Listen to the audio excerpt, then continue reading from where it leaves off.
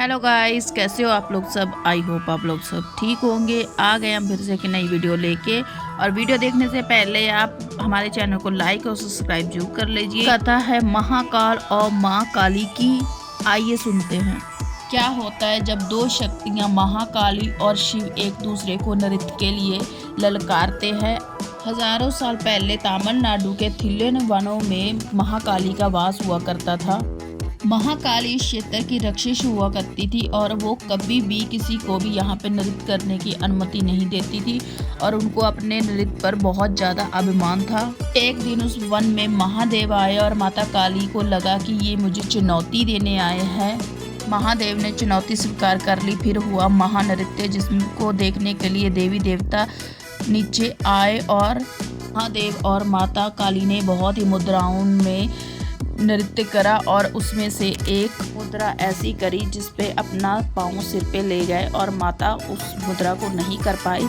उन्होंने महादेव से क्षमा मांगी और अपनी हार स्वीकार करी। जहाँ पे ये नृत्य हुआ था वहाँ तमिलनाडु में एक थिल्लर नटराज मंदिर स्थित है। अब इस मंदिर में महादेव अपने गर्भगृह उसी विशाल मुद्रा में मौजूद है। आने वाली दूसरी बात यह है कि एक तरफ एक पर्दा है जिस हटाने के बाद अदृश्य रूप में भी तांडव कर रहे हैं। कथा अच्छी लगी तो हमारे चैनल को सब्सक्राइब कर लीजिए और आइए सुनते हैं दूसरी कथा। ये कथा परशुराम जी की है। ये वो महाकुंड है जहाँ पे परशुराम जी ने अपनी माँ की हत्या करने के बाद हाथ से चिपकी हुई कुल्हाड़ी से मुक्ति पाई थी। ये कहानी महान ऋषि जगन्नाथ और उनकी पत्नी व्रता रेणुका की। हर रोज कच्चे घड़े में पानी लाती थी और उनके स्थित से ये घड़ा कभी नहीं टूटा। उनके 5 पुत्र थे और सबसे छोटे विष्णु अवतार परशुराम जी।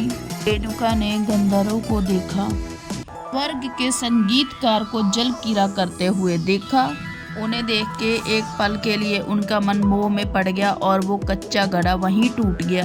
जब वो आश्रम लौटी तो श्री जगन्नाथ ने अपनी शक्तियों से जोगे बल से जान लिया कि इनका मन एक पल के लिए भटक गया और बहुत क्रोधित हुए और उन्होंने अपने चारों पुत्रों को आज्ञा दी कि अपनी माँ का वध कर दो। और चारों पुत्रों ने मना कर दिया और क्रोधित हुए पिता ने उन चारों को पत्थर का बना दिया। परशुराम जी ने पिता की आज्ञा को धर्म समझा और भारी मन से कुल्हाड़ी उठाई और अपनी ही माँ का सिर धड़ से अलग कर दिया। उनकी आज्ञाकारी से प्रसन्न होकर जगन्नाथ ने परशुराम जी को वरदान मांगने के लिए बोला। परशुराम जी ने तुरंत अपनी माँ को जीवित करवाया और अपने पत्थर बने 4 भाइयों को जीवित करने का वरदान मांगा। सब जीवित हो गए और मानो जैसे कुछ हुआ ही नहीं। हत्या का दाग उस कुल्हाड़ी पे चिपक गया और उसके हाथों से अलग नहीं हो रही थी। उस कुल्हाड़ी से मुक्ति पाने के लिए वो दर दर भटकते रहे।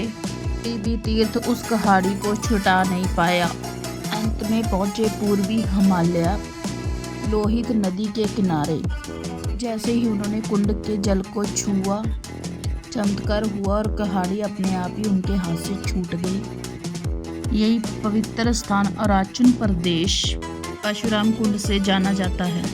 हर साल मकर संक्रांति पे हजारों श्रद्धालु आते हैं इस कुंड में। आप दोनों आते हैं। कथा अच्छी लगी तो हमारे